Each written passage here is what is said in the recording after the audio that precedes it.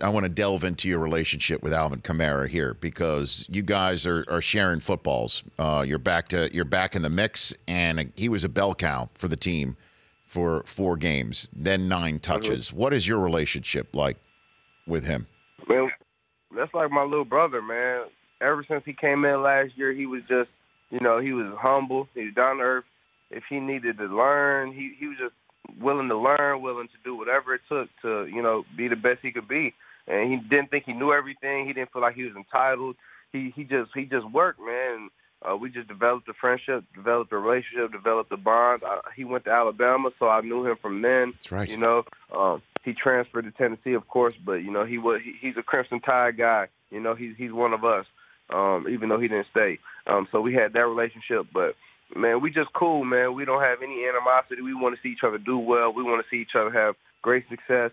And we want to do, things that have never been done. We want to be the best backfield, ever play in the league. And, man, we just keep pushing each other that way, man. Competition breeds excellence, and we compete, but we compete versus each other, but we also support each other. So I think that's really healthy. And, we're appreciative of each other's talents and how we go about each other, how we go about each day and working and putting ourselves in position to help this team win games, man. So that's my bro, and that's my dude for life, man. Whose idea has it been to do post-game interviews together like you did last Monday? We just kind of just did it together one year. Like, one game, I think we both had, pretty good game, and right. We just kind of did it. Our lockers are right by each other all the time, and I think we were both just getting dressed, and we both were ready at the same time, and the slew of media was right there, and we just kind of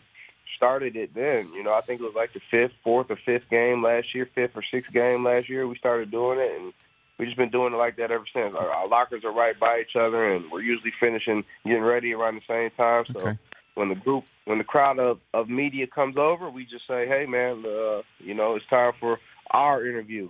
Nice. Who leads in touches, though? Who leads there? Who gets the first answer in that usually? It kind of just depends on how the game went. If he went for like 200 scrimmage yards and 3 TDs, who might get the first question? If I had, 150 rushing yards and 2 rush TDs, I might get the first question. But, it doesn't really matter. It's all good, man. That's my guy. And how does Taysom Hill get in this now? I mean, does he come in? Taysom these? What is it? Hold on. What's the nicknames? Give me that again. Taysom Trill. Taysom of these. Taste some of these.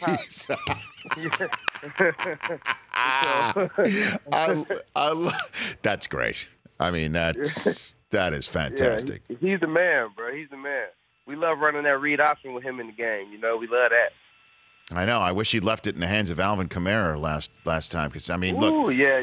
He'd hit his head on the goalpost. I don't know if that's brought up in a film session, and because you can't tell, Mark. This is how much I really appreciate you, and I've known you for a long time, and I love having you on the show. I'm a guy who has Alvin Kamara in fantasy, and I'm not going to lie, that Monday night return of yours kind of left a mark on my fantasy team. And I'm mean Ingram. You know what I mean? Yeah, that fantasy, man. That fantasy is funny, man. People are tripping out about the fantasy, but I'm one of those tripping. I'm sorry, Rich. I apologize. I had to get in there. I had to score them TDs, man. I had to. I needed those. Okay, for your personal and professional well-being is what you're saying. For my reality, not my fantasy. You know what I mean? Well, even though there may be an I in Rich and Eisen, Mark, I'm a team player when it comes to you. So I accept your apology, and I say congratulations to you on those touchdowns. I appreciate you, Rich. You're the man, bro. Now, are you saying, before I let you go, that Alvin Kamara is going to root for Alabama over Tennessee this week because he's such a Crimson Tide guy? Is that what you're saying?